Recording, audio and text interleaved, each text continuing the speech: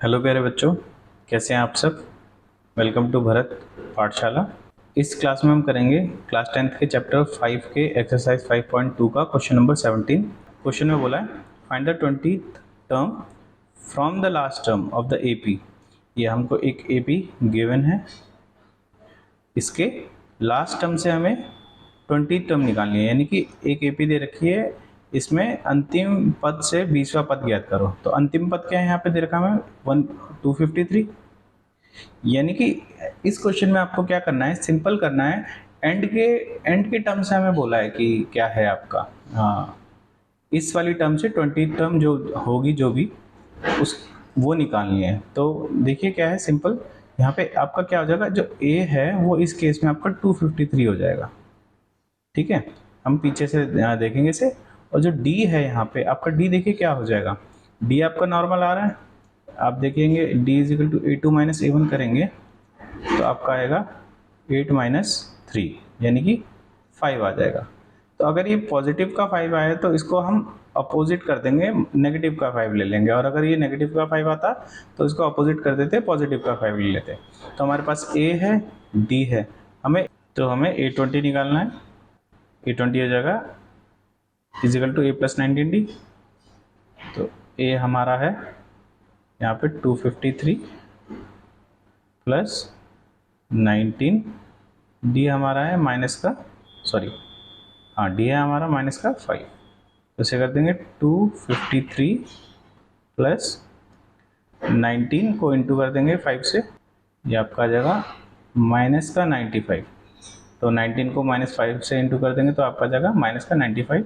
तो is equal to 253 plus minus minus हो जाएगा 95, इसमें से इसको माइनस कर देंगे 95 को, तो 253 में से 95 माइनस हो जाएगा आपका, तो ये बचेगा, यानी आपका आ जाएगा 158। यानी जो लास्ट टर्म से आपकी 20th टर्म है, जो लास्ट टर्म से 20th टर्म है वो कितनी हो जाएगी 158। इसी के साथ ये क्वेश्चन एंड होता है। पॉइंट 2 का 18th question. The question says the sum of 4th and the 8th term of AP is 24 and the sum of 6th term and 10th term is 44. Find the first 3 terms of AP। यानी कि किसी AP का चौथा पद और 8वें पद का योग 24 है और छठे और 10वें पद का योग 44 है। तो इस AP के प्रथम 3 पद निकालना है, यानी कि A1 निकालना है, A2 निकालना है और A3 निकालना है। अब इसमें बोला क्या गया है क्वेश्चन में बोला है हमें कि 4th टर्म यानी A4 प्लस 4th टर्म के साथ साथ 8th टर्म, 4th टर्म और 8th टर्म का सम है 24।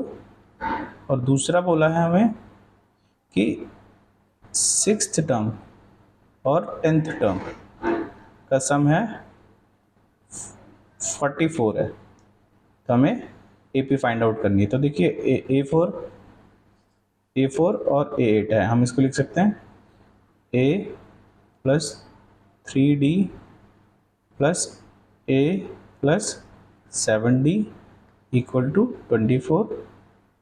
A और A 2A हो जाएगा, 3D और 7D 10D हो जाएगा equal to 24।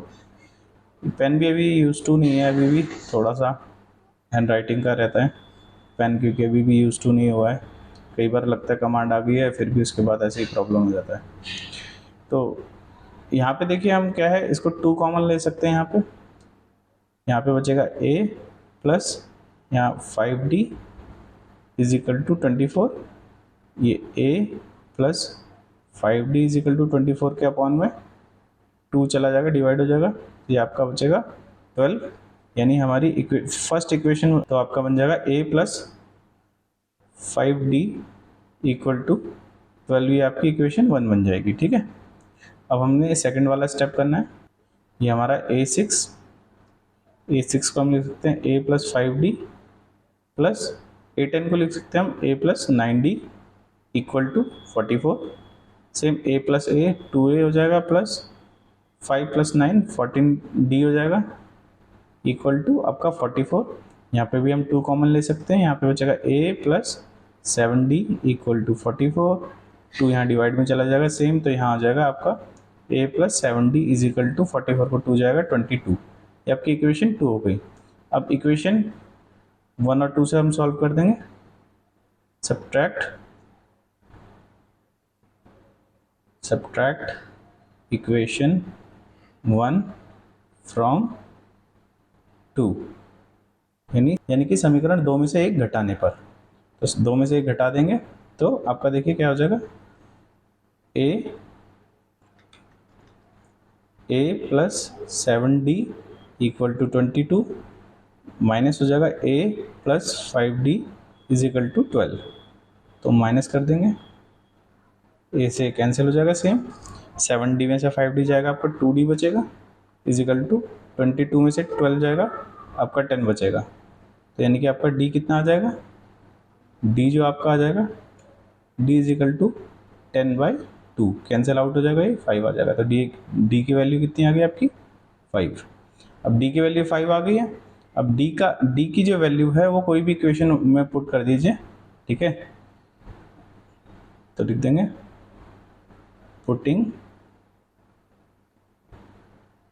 Value of d in equation 1, ठीक है। तो इक्वेशन 1 है हमारी a plus 5d is equal to 12। तो a हमें नहीं मालूम है यहाँ पे, प्लस 5 इंटू डी कितना है हमारा 5 है इज इक्वल टू 12। तो a इज इक्वल टू ये 5 5 से 25 हो जाएगा, उधर जाके माइनस का 25 हो जाएगा। तो इसमें से इसको माइनस कर देंगे तो ये आ जाएगा आपका माइनस का 13, ठीक है। तो आपका यानी कि AP क्या बन जाएगी, जो आपकी AP बनेगी, तो हमारा A है -13 और D हमारा क्या है, D हमारा है 5। तो ये आ जाएगा, इसमें 5 को करते रहेंगे तो फिर आ जाएगा आपका, फिर आ जाएगा आपका माइनस का 8, तो इसमें से फिर ये आ जाएगा आपका, फिर 5 जाएगा, ये आ जाएगा -3। इस तरीके से AP आपकी कंटिन्यू चलती रहेगी। इसी के साथ ये क्वेश्चन एंड होता है।